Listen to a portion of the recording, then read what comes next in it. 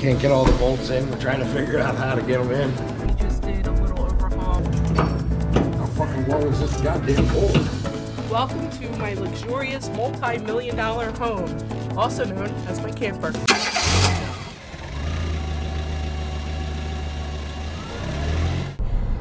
Welcome back to Cana RV Adventures. Today we have something planned for the truck. So if you ever hold a travel trailer and you connect your trailer to the truck on your bumper, you know that most of the time it's going to sag the rear end, meaning it's going to push down the back end of your truck and lift up your front end. So today we're going to show you how we, or I guess I should say,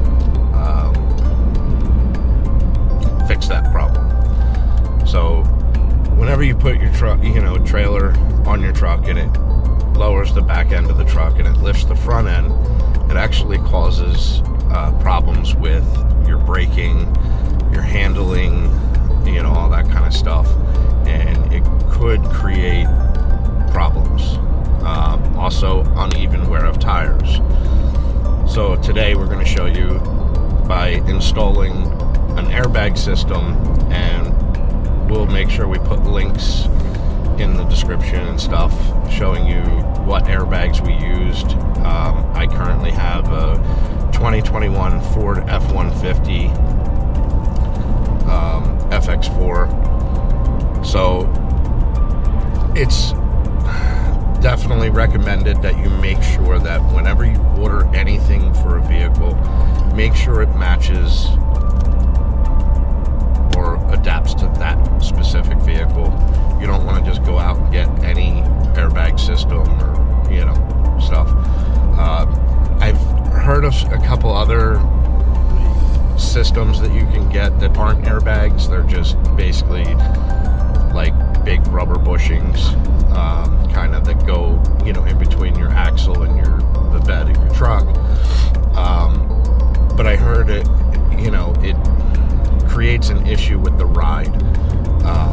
It's a lot stiffer. It's not as comfortable. So with the airbag system, when the trailer's not connected, you could put it at zero air in the bags, and you're basically on factory suspension. So it'll ride like it did before you even put the airbags on. Now, I've heard that when you do put airbags on, it changes the ride a little bit. It's a little stiffer, but obviously when you're pulling something, the ride's going to be different anyway. So this is basically, we're going to show you, step by step how we installed the, I believe it's called Airlift. I think it's 5,000, something like that. We'll get all the information of what airbags we used and stuff, and we'll put it in the description so that way you can see, exactly what we put on and stuff. So it is, definitely an investment, but it's, from what I've heard, it's an investment that's well worth it, especially if you're going to be, hauling, a 9,000 pound trailer on, with your truck. It'll definitely help the longevity of your truck, suspension, tires, brakes, all that kind of stuff. So we'll bring you back as soon as we get to one of my best friend's houses. He is allowing us to utilize his big, huge garage to install these airbags and stay warm, because it is currently 27 degrees where we're at, so it's a little chilly. And then yeah, we'll bring you back as soon as we get to the shop and get everything set up and start figuring out how to put these airbags underneath.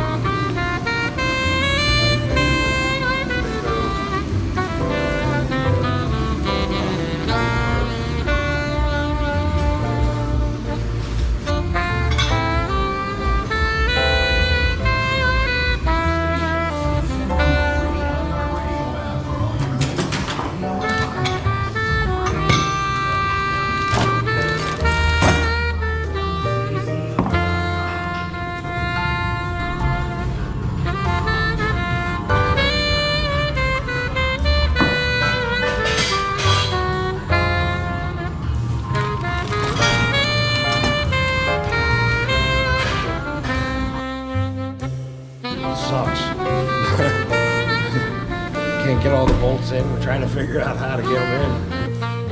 Well, as you can see, we're going to take the bump stop out.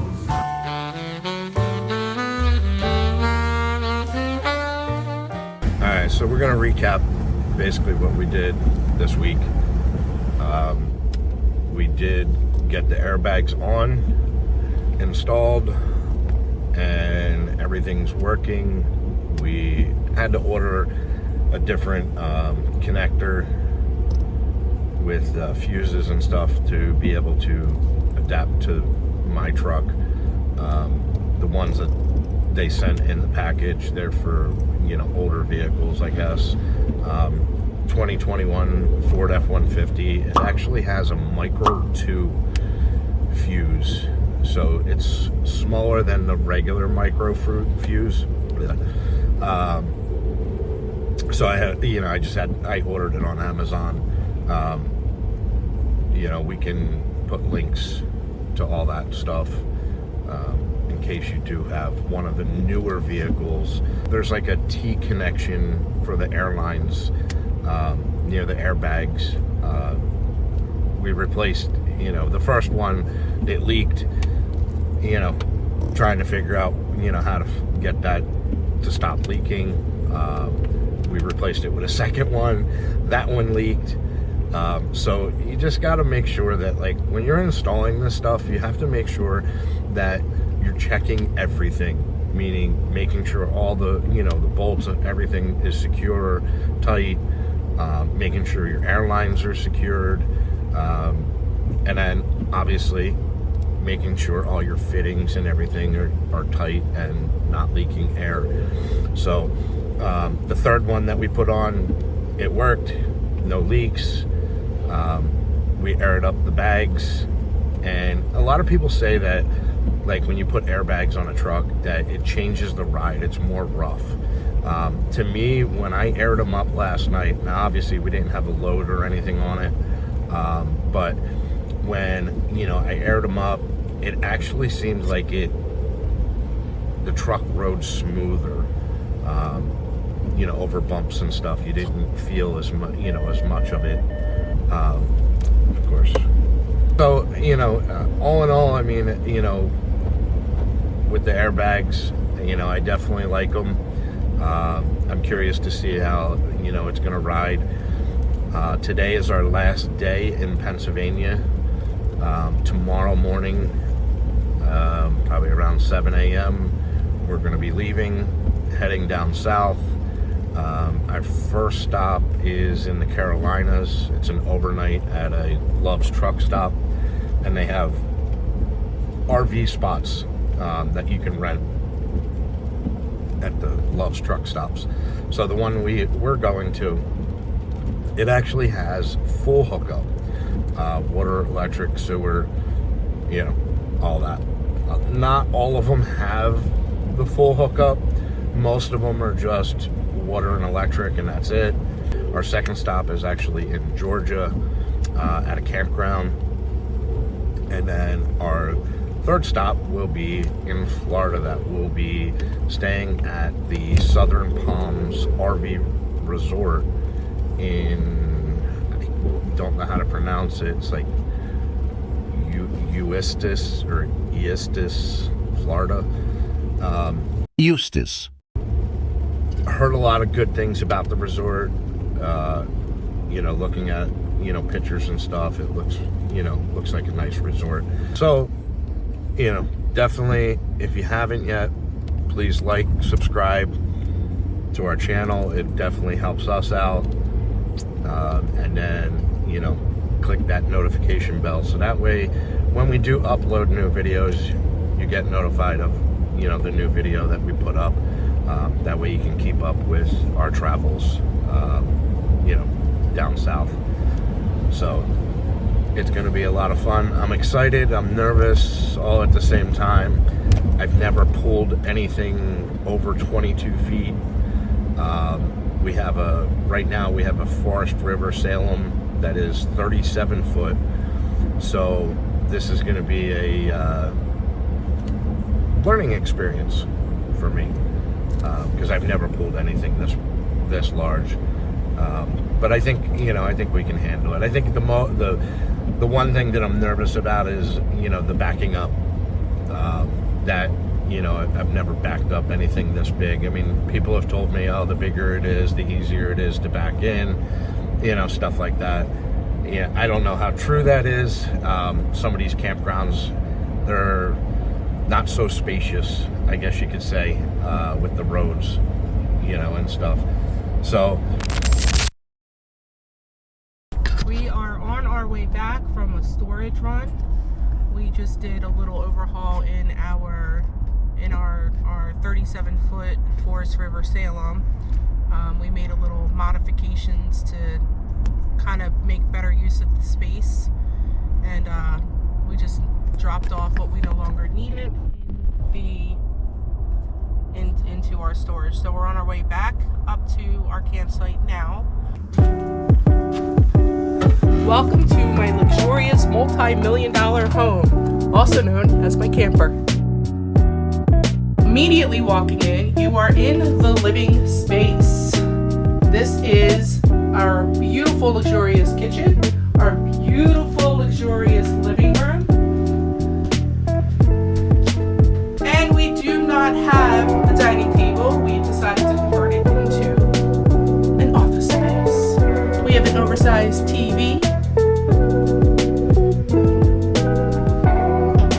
Come check out my luxurious bathroom.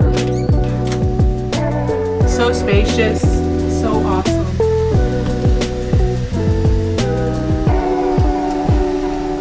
And then just behind here, we have the kiddos' room.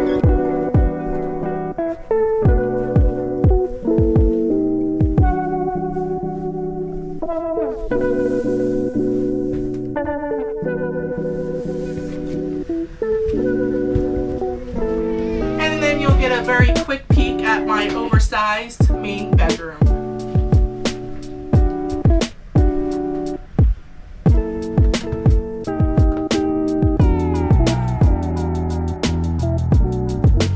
So yes, this is our 37-foot, approximately 200 square foot, multi-million-dollar camper, and we love it so far. We love it.